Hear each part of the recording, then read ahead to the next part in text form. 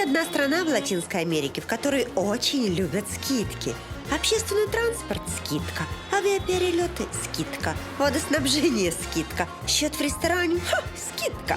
Правда, это только если ты пенсионер.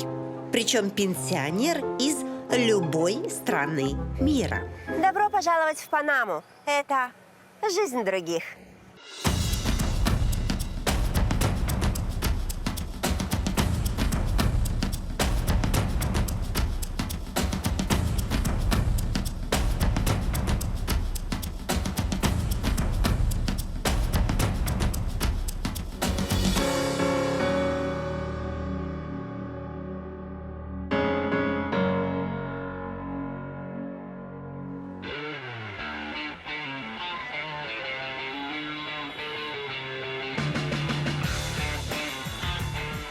Все знают, что есть такая страна Панама. Слышали про Панамский канал и офшоры, в которых хранят деньги миллионеры. Ну, еще тут тепло. И все. Но что-то мне подсказывает, что не все. И про это не все мы сегодня все и узнаем. И как бонус разберемся, почему шапку назвали Панамкой. Панама – уникальная страна. Она находится между двух океанов и между двух континентов. Можно спокойно прогуляться от Атлантического океана к Тихому. А если живешь в Южной Америке, вполне вероятно, что твои дети будут ходить в школу в Центральной Америке. Причем будут ходить пешком за 5 минут. И если бы я родилась в Панаме, то, как Себастьян, купила бы разваленный дом за пару тысяч долларов и превратила бы его в особняк. И в нем я бы чувствовала себя на съемках фильма «Унесенные ветром». В таком доме можно провести всю жизнь, а потом уйти на пенсию, как Родольфо и Делисия Перейра, и пользоваться скидками от правительства на рестораны и авиаперелеты. Или как Дотти – быть боссом малышей и их родителей в детском саду. Здесь воспитателя никто не посмеет ослушаться. Если опоздаешь в сад, перед тобой просто закроют дверь. В Панама-Сити сочетается 3 совершенно разных мира.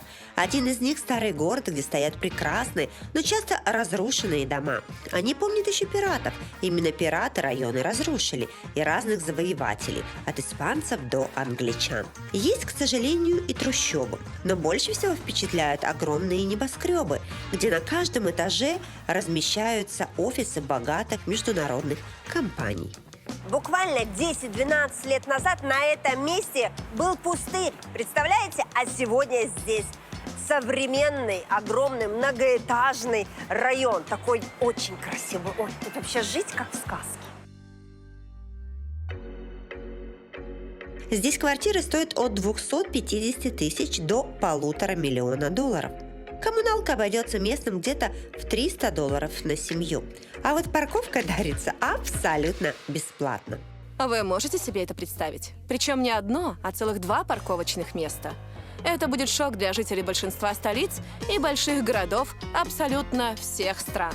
Ведь в том же Нью-Йорке или Токио парковочное место часто может стоить чуть ли не дороже, чем сама квартира. Для молодых семей здесь же рядом и расположено несколько роддомов на выбор. Женщины могут рассчитывать на бесплатные роды. Либо их покрывает страховка, либо государство. Либо, по желанию женщины, можно взять более дорогую частную страховку и рожать в частной клинике. Женщины выбирают частные клиники из-за того, что там им будут уделять больше внимания. Например, в государственной вы не можете попросить операцию кесарево сечения, такое решение принимает исключительно врач, а в частной – пожалуйста. А вот работающим мамам очень сложно. В Панаме практически нет декретного отпуска. С работы можно уйти всего лишь на 1,5 месяца до родов и на 1,5 после. Очень часто даже этот срок сокращают всего до 2 недель, поэтому многим приходится нанимать няню на полный день. Я очень долго искала няню. Ведь этот человек должен жить с нами и воспитывать моих детей. Мы сменили где-то 5 женщин, пока не нашли свою. И хотя наша няня с нами уже 5 лет, я все равно установила камеры наблюдения в каждом углу дома, чтобы через мобильное приложение наблюдать, все ли она делает правильно. Зарплаты у нянь небольшие, от 350 до 600 долларов. При этом часто они заняты всю неделю, без выходных. И не только воспитывают ребенка, но и готовят и убирают у малыша в комнате. Поэтому няню найти сложно. Митти уволила уже 5. Одна не приходила вовремя, вторая была нечистоплотной, третья хотела проводить воскресенье со своим женихом. Молодым мамам в этом деле помогают специальные агентства, которые пытаются подобрать подходящую кандидатуру. Многие семьи при первой возможности отдают детей в детские сады, хотя здесь вряд ли получится сэкономить или расслабиться. Я помню, что я своих детей могла приводить в садик хоть в 8, хоть в 9 утра. Когда приведу, тогда и все им рады. А в Панаме такая система, что можно ребенка приводить только до 9 утра. Потом, что хочешь, то и делай. Уже это твои проблемы. Мы начинаем нашу работу в 7 утра, а заканчиваем в 6 вечера. Родители должны отдать своих детей до 9 утра. Никаких исключений. А вот забрать могут и раньше. Но, конечно, никто этого не делает. Детей отпускают в 6 часов, а персонал уходит в 6:30. И садик закрывается. Никакие опоздания здесь абсолютно недопустимы. В садик принимают с 4 месяцев. Частные садики стоят 350 долларов в месяц, а государственные тоже не бесплатные – 150 долларов. Хотя нет, они бесплатные, но только для государственных служащих. Зато в частных садиках меньше детей, чем в государственных. В группах максимум по 10 человек. И на каждую группу по 2 воспитателя. Но если подходящего сада семья не нашла, а няню себе позволить не может, в Панаме на помощь всегда с огромным удовольствием придут бабушки и дедушки. Помимо новых богатых районов, в Панаме все еще есть бедные, похожие на трущобу, куда немного страшно заходить неопытным туристам. И совсем рядом с ними сказочно красивая часть Панамы – район Каско-Вьехо, то есть Старый район. Именно так выглядела Панама до того, как ее захватил и почти полностью сжег английский пират Генри Морган. Некоторым домам в Панаме по 300 лет, представляете, и тут живут люди. Но если владелец дома не будет следить за его фасадом, не будет его реставрировать, его просто выселят отсюда. Представляете? Вот так вот живешь, ухаживая за своим домом. Если тебя выселили из дома, потому что ты за ним не следил, тебе, конечно, заплатят. Но цена будет минимальной. За нее аналогичное помещение не купишь. Боже мой, эти потрясающие улицы старинные. Просто, не знаю, мне вообще такой восторг у меня. Но всегда интересно посмотреть, что же внутри. Поэтому я уже здесь, а заходите. Идем. Давай, Андрей, идем. Ну, вот так это выглядит изнутри. Тут практически 280 квадратных метров. Вот такая большая комната. В этом доме живет Себастьян и 2 его собаки. Строил он дом для детей, но они выбрали что-то более современное. Ох, и зря, скажу я вам. Кухня такая просторная, кстати. Тут газовая плита. Всего лишь 4,5 доллара стоит в месяц у него газ. Он тут вот прямо и готовит. Здесь моет посуду. А во дворе прямо я вижу бассейн. Кстати, домработница у Себастьяна тоже есть. Она стоит 15 долларов в день. Ой, еще тут есть и 3-й этаж. Так что, если ты захотела уединения, можешь сюда подняться. Тут спальня. И если тебе вдруг надоели, вот кто там внизу, тут есть такие ставни. Ты их так чик, закрываешь и в домике, так сказать. Иди сюда, поднимайся, посмотрим. Класс! И тут у нас... Кто бы мог подумать, спальня. Конечно, прекрасная, уютная спальня. Гостям гамак. А так как я гость и обожаю гамаки, ой, надеюсь, он меня выдержит. Что-то как-то не очень удобно. О, нет, классно. Ой, слушайте, ну вообще шикарно. Ой, тут еще есть ванная комната. О, какая прекрасная ванная комната. Я просто влюблена в этот дом, и мне не терпится поговорить с его даже не хозяином, создателем, Себастьяном. Себастьян, чем вы занимаетесь? Я архитектор, а также реставратор мебели. Это вообще шикарно. Это вообще дом моей мечты. Я, когда попадаю в такие дома, это просто какая-то сказка. То есть, а вы его когда покупали, то есть 20 лет назад, сколько он стоил? Тогда я его купил где-то за $15 тысяч. Но это был очень разрушенный старый дом. Я здесь полностью все переделывал, и вот на это потратил много денег. Но не могу даже сказать, сколько, ведь этот ремонт длился лет 15. Господи, мне сейчас даже страшно представить, сколько стоит такой дом. Вы знаете вообще, какие тут цены? Его официальная оценочная стоимость $800 тысяч. Ну, у вас тут по соседству такой вот район, я вот проезжала, сразу начинается такая какая-то, неприятные виды. То есть это никак не влияет на безопасность у вас? Тут вот я вот могу у вас тут вечером спокойно гулять, пройтись куда-то? Я чувствую себя здесь абсолютно безопасно. Сколько уже лет здесь живу, ничего плохого ни со мной, ни с моими знакомыми не происходило. Нас защищает полиция, и мы ей полностью доверяем. Вы знаете, я даже дверь на ночь не закрываю, и ничего. Наша полиция – самая лучшая полиция в мире. Они приветливые, вежливые и всегда готовы помочь. У нас есть специальное приложение, где я могу бросить им сообщение, и они тут же приезжают. И неважно, это опасность, ограбление или мне просто нужно, чтобы кто-то подсказал дорогу. В своем мнении Себастьян не одинок. Местные очень любят свою полицию, а полиция любит их. Полиция тут очень дружелюбная, очень приятные люди, и лица, видите, у них какие хорошие. И хорошие зарплаты. Наверное, поэтому и лица, да? Хорошо все? Я чувствую себя в Панаме защищенной. После наступления темноты в неблагополучных районах или на пустых улицах всегда дежурит патрульная полиция. И они без вопросов готовы прибежать нам на помощь. Я долго жил в Америке, и мне есть с чем сравнивать. У нас гораздо более теплые отношения с полицией, чем там. Я однажды потерялась и спросила у полицейских, как найти нужный мне адрес. Они бросили все и провели меня прямо до нужного дома, откланялись и поехали работать дальше. Зарплата полицейского около $800. Минимальная зарплата здесь $475, а средняя $1500. Поэтому назвать полицейских богачами тут никак нельзя. А вот добряками вполне. К тому же говорят, что они не берут взяток, а просто вот такие приветливые по своей натуре. Хотя проблема со взятками для Панамы очень актуальна. Мы очень молодое государство, поэтому с некоторыми вещами мы все еще разбираемся. Например, с коррупцией. На самых высоких уровнях она довольно хорошо контролируется.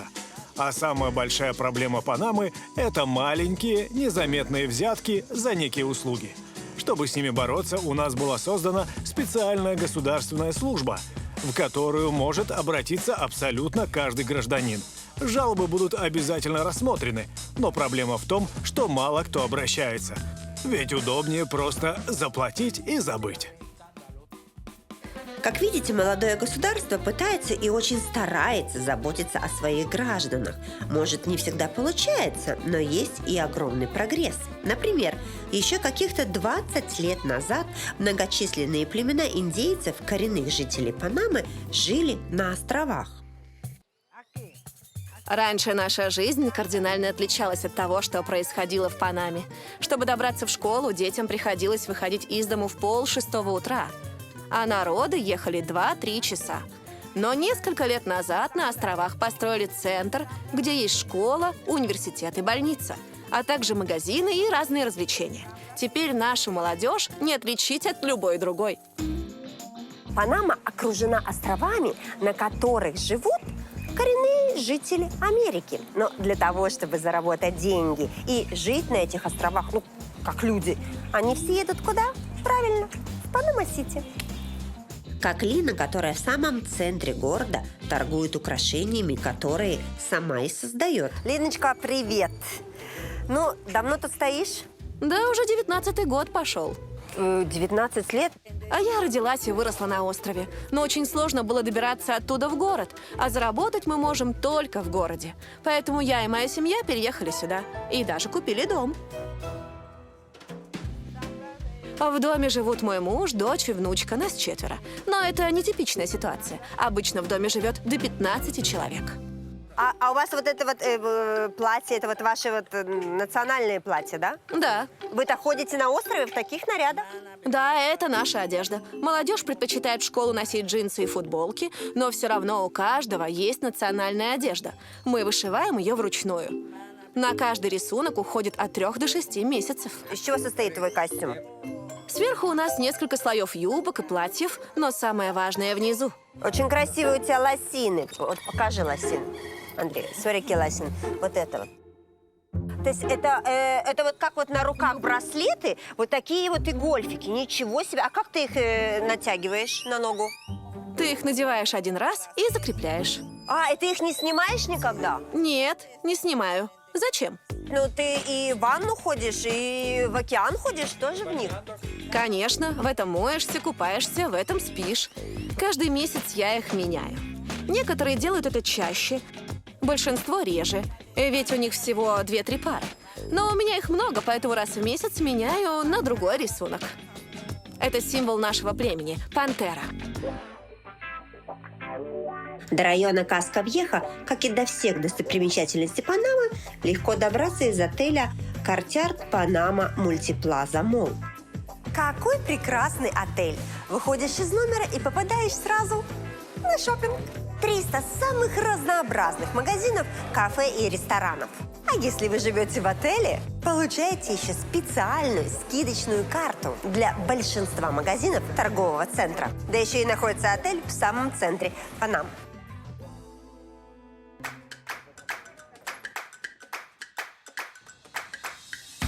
Как шутят местные, Панама – это единственная страна, которую носят на голове. Мне, кстати, интересно, а носят ли панамки в Панаме? Давайте вначале разберемся, что вы называете панамкой. Во всем мире это летняя смешная шапка с полями, опущенными вниз. Такое мы не носим. А мы называем Панамой летнюю шляпу с красивыми ровными полями. Вот такое мы любим. Большинство людей в мире уверено, что панамки пришли из Панамы, но это не так. Эти шляпы придумали и чаще всего носят в Эквадоре. Назвали шапку панамкой из-за того, что, когда на Панамский канал приезжал президент Рузвельт, ему было очень жарко, и кто-то одолжил ему эквадорскую летнюю шапку.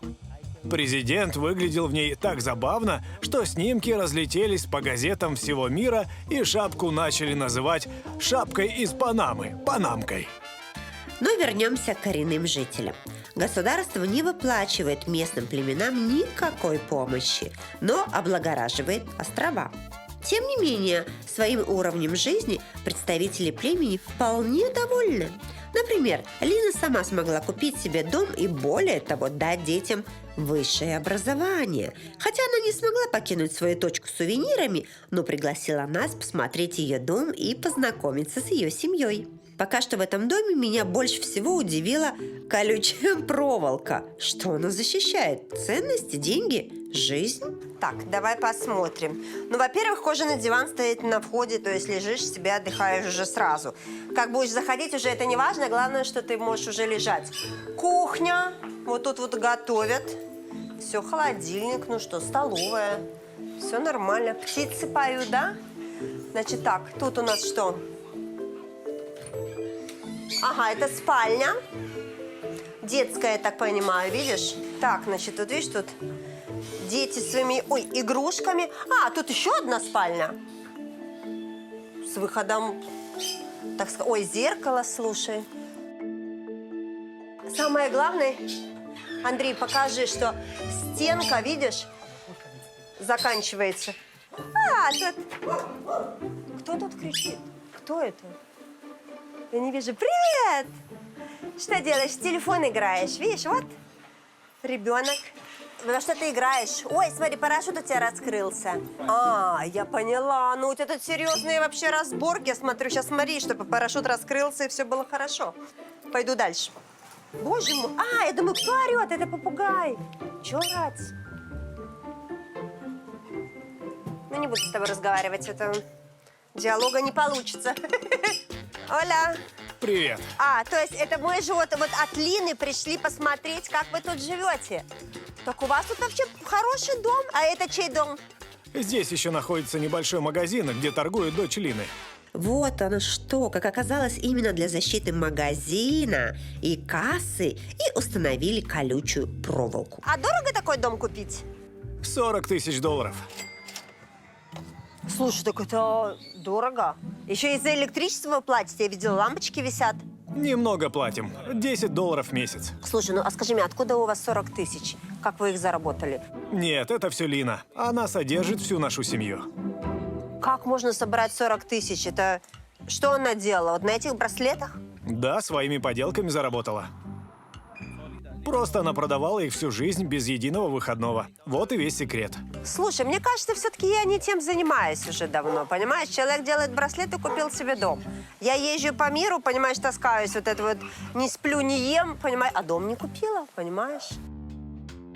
Действительно, в Панаме главное купить или арендовать жилье, потому что цены на коммунальные услуги очень доступны, причем в любом из районов. Вот такой газовый баллон находится в каждом доме Панамы. Его пополняют раз в месяц, и этого газа хватает на 136 квартир. Представляете, на целый месяц. Красота! Но когда говоришь о Панаме, все же всегда вспоминаешь об одном. Ну хорошо, еще о Панамке. Это стройка, которая считается одной из самых значимых и тяжелых в истории человечества. И именно она изменила жизнь маленькой, особо никому не нужной Панамы навсегда. Ну вот где я? Где я?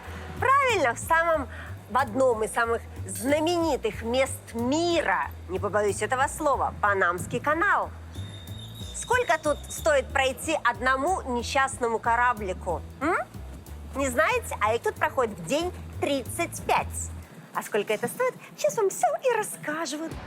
Панамский канал соединяет Панамский залив Тихого океана с Карибским морем и Атлантическим океаном. Его длина меньше 82 километров, но его строительство считается одним из самых сложных и затратных в истории человечества. Зачем же он нужен? Благодаря Панамскому каналу суднам больше не нужно огибать Южную Америку. Например, если вы плывете из Нью-Йорка в Сан-Франциско, вам бы пришлось плыть 23 000 километров, а через канал всего 9 000. Но так срезать можно далеко не бесплатно. Через нас проходят и маленькие яхты, и огромные танкеры, поэтому цена может быть и от $500 до $1 000 000. Но в основном судно платят около 400 000 за проход. Все эти деньги идут прямиком к правительству, а оно уже тратит, или хотя бы старается эти деньги, чтобы сделать жизнь местных лучше. Вообще в Панаме есть целый ряд должностей и работ, которые могут занимать или выполнять только коренные панамцы. Это и полицейские, и медики с зарплатой до $3000, юристы, которые зарабатывают $2500, и бухгалтеры со ставкой в 1500, а также лоцманы Панамского канала, заработок которых достигает более чем $10 000 в месяц. Не могут иностранцы в Панаме работать и таксистами. Но и панамцы особо не хотят идти в таксисты. Поэтому часто полицейские закрывают на это глаза, и за рулем сидит выходец из Венесуэлы. Местные хотят найти более оплачиваемую работу, поэтому стараются хорошо учиться в школе. Во-первых, никогда не опаздывать.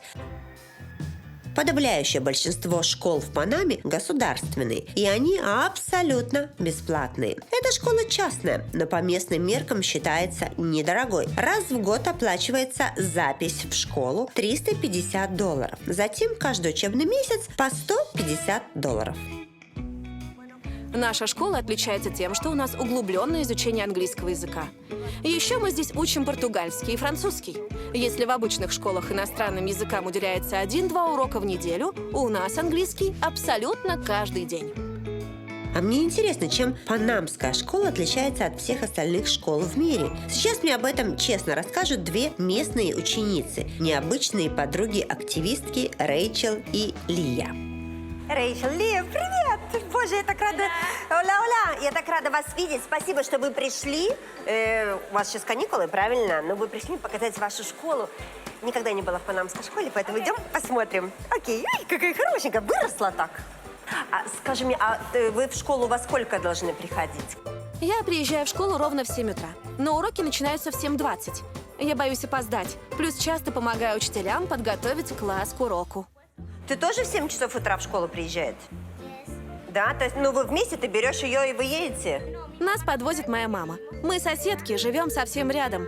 Мама как раз едет на работу, ну и мы так экономим на автобусе. А прическу тебе мама тоже делает с утра такую красивую? Бабушка. У нас очень строгая дисциплина. Если ученик не приходит в школу на следующий день, он обязан либо принести справку от врача, либо пояснительную записку от родителей. Раньше за плохое поведение мы выгоняли из класса. Но сейчас приняли новый закон, по которому мы не имеем права вообще никак наказывать детей. Если ученик провинился, мы связываемся с его родителями, и они решают проблему дома на свое усмотрение. Так, это ваш класс, да? Это класс Ли. Здесь учатся самые маленькие. Вот она во 2 классе. Ага, то есть это твой класс, да? Да. А скажи, у вас есть форма в школе? Да, у нас очень простая форма. Вот такая футболка и блу джинс. То есть джинсы любого оттенка, синего или голубого цвета. На физкультуру мы надеваем черные леггинсы с полоской сбоку. Боже мой, если мне бы в детстве разрешали бы, вернее, заставляли ходить в школу в джинсах, я была бы самая счастливая. Мы выбрали именно такую форму, так как подумали, а что есть абсолютно у каждого ребенка? Конечно, джинсы. Мы не хотим, чтобы родители тратили деньги на вещи, которые им не нужны. Тем более, что дети так быстро растут. И джинсы, как форма, устраивают всех. То есть джинсы, я поняла, а юбку можно носить какую-то? Нет, наша униформа – это джинсы и футболка. Мы не можем носить юбки. Мы должны все выглядеть одинаково. То есть джинсы обязательно, понимаете? Вот чего я не пошла в панамскую школу. Ох, я бы джинсы меняла каждый день, каждый день. Школьное образование в Панаме делится на 2 части – обязательное и необязательное, которое в большинстве случаев платное. Обязательное образование тоже делится на 2 части – с 6 до 9 лет – начальная школа и с 12 до 15 лет – средняя школа. Дальше ребенок либо получает аттестат, либо поступает на 2-й, необязательный этап средней школы, где учится еще 3 года. Здесь на 1-м этаже территория малышей. Это их классы. А в этом закрытом дворе они играют на переменах. А это наш общий спортзал. Это моя любимая часть школы. Я просто обожаю физкультуру. А, вот тут у вас проходит физкультура, да? Да, в программу физкультуры входит игра в волейбол, футбол и баскетбол. Есть еще настольный теннис, но он в помещении. Дети дважды едят в школе. В 10 часов у них что-то вроде полдника, а в 1:30 обед. Ученики могут что-то купить в кафетерии за деньги или принести еду с собой. Если кто-то приносит свой обед, спокойно может разогреть в общей микроволновке. Ну и, конечно, малыши рано идут в школу, но стараются хоть как-то позавтракать дома. То есть бабушка тебе делает прическу, и бабушка, наверное, тебе готовит завтрак, да? Что ты ешь на завтрак? Горячее какао и хлеб. Горячее какао и хлеб – это же просто завтрак-мечта. В старших классах дети начинают готовиться к вступлению в вузы. За 4-5 месяцев до выпуска из школы ученики начинают ходить на специальные подготовительные курсы. Выпускной экзамен для всех одинаковый, он общий.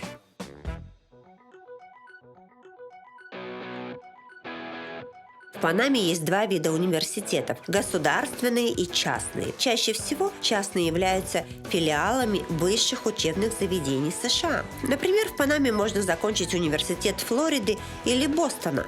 Там учеба платная, но гораздо дешевле, чем в США – около $600-800 в триместр. Занятия проходят как в Панаме, так и в Штатах. Такие дипломы уважаются среди местных, но вот в самой Америке уточняют, в каком из филиалов учился студент – американском или панамском.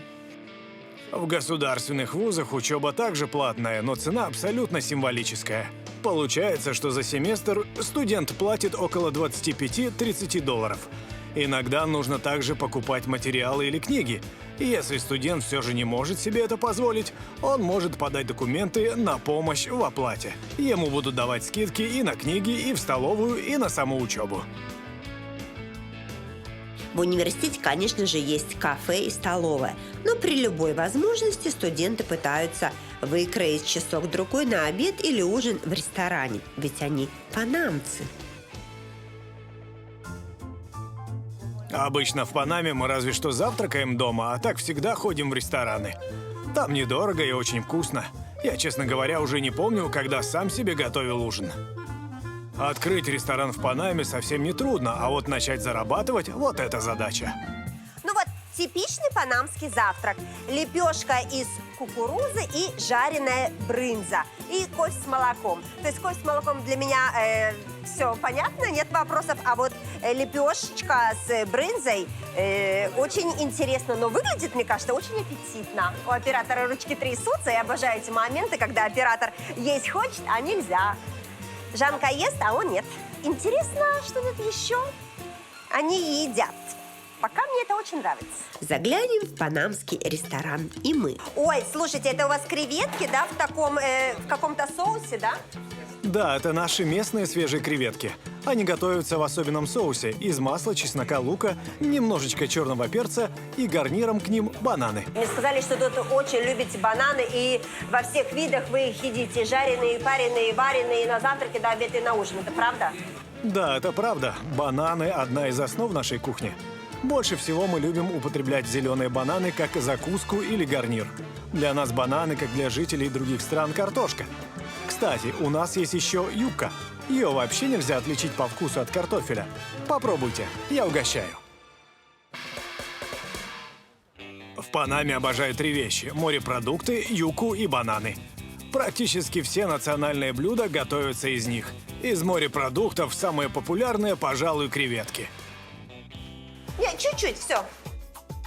Покито-покито. О, грация. А, какая горячая. Горячая, как мое сердце.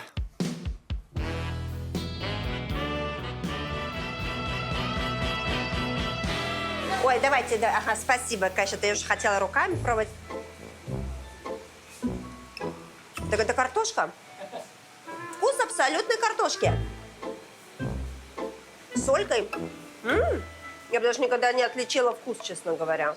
Интересно, что рестораны в Панаме проверяют ужасно тщательно. Если хоть что-то не так, владельца ждет штраф от 500 до 5000 долларов. В Панаме с чистотой очень строго. Вы сами буквально в дверях столкнулись с санинспектором. Он приходит к нам раз в 1-2 недели. Осматриваются туалеты, кухня, холодильник и меню.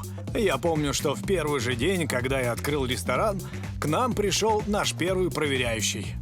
Но какими бы послушными не были панамцы и какими бы строгими ни казались проверки, человек ведь всегда найдет, как где схитрить. Особенно, если у него есть яхта. Многие люди в Панаме имеют яхты, но не все любят платить за стоянку. А тут же так, не платишь за стоянку, никто не гарантирует тебе безопасность.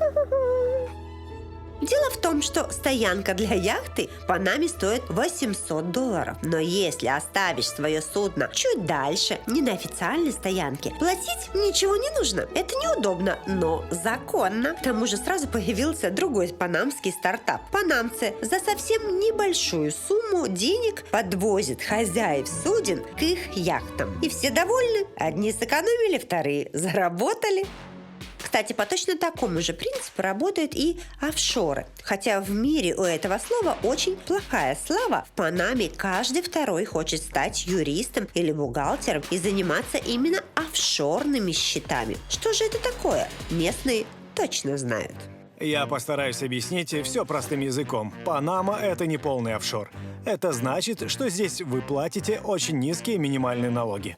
Гораздо меньше, чем в своей стране.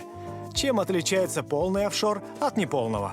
В полном офшоре вы не обязаны вести бухгалтерскую деятельность и иметь учет, а в Панаме в полном офшоре обязаны. То есть здесь приходится нанимать еще и бухгалтера, а в полном офшоре фирма чаще всего существует только на бумаге. Поймите, сами по себе офшорные деньги являются легальными.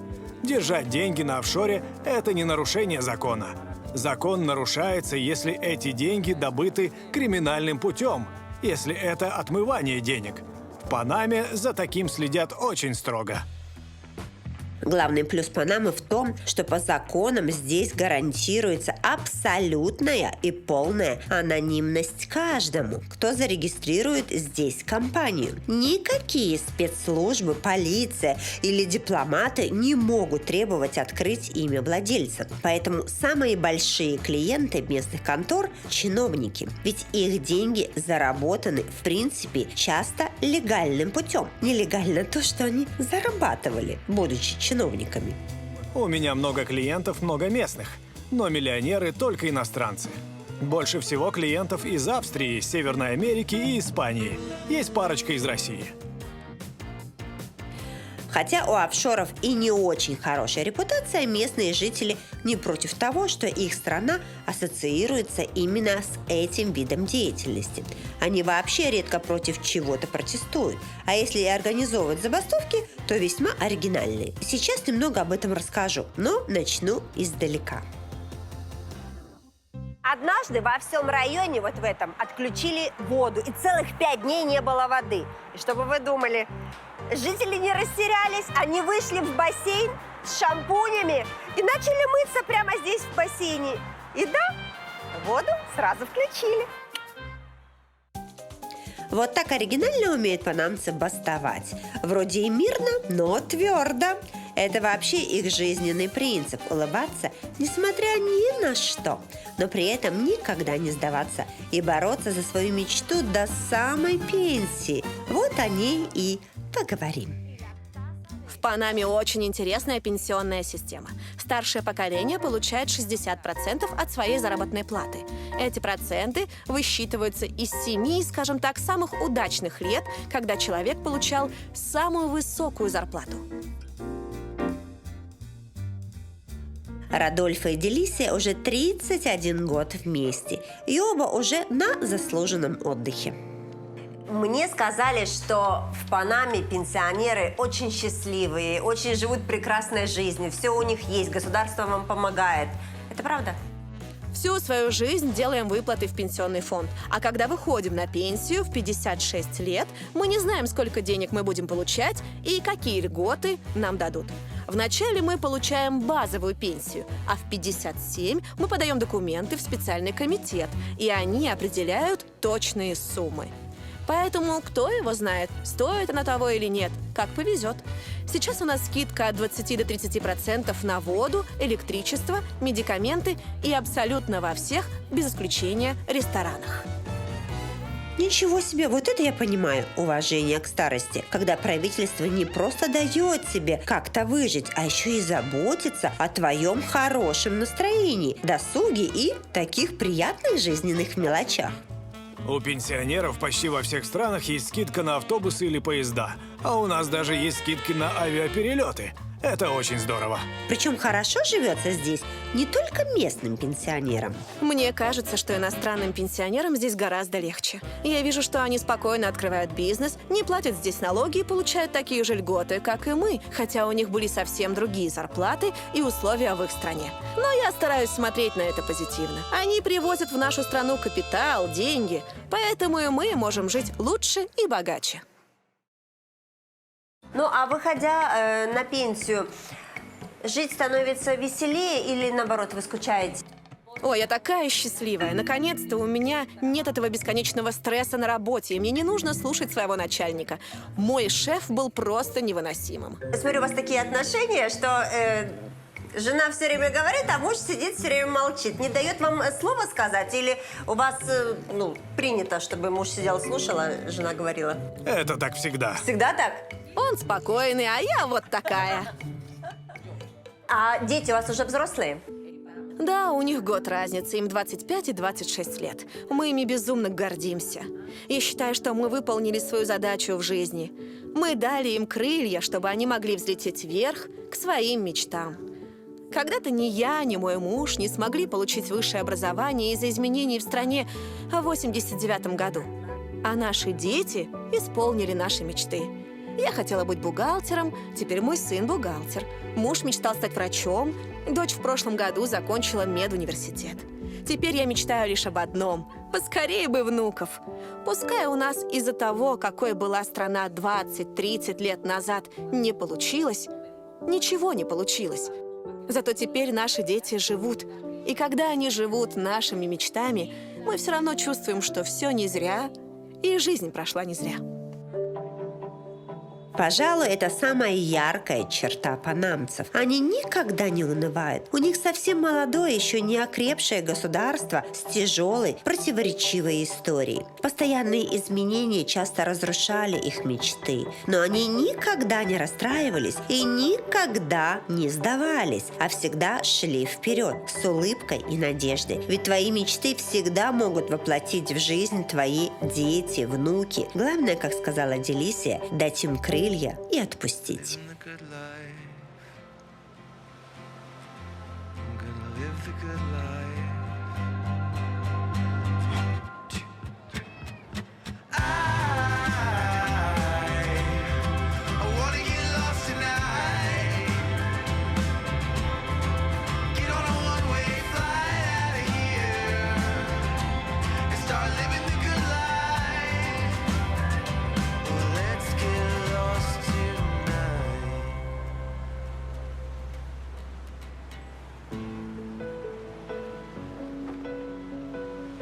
Панама оказалась очень приветливой, контрастной и уютной. Попав сюда, кажется, что я жила здесь всегда.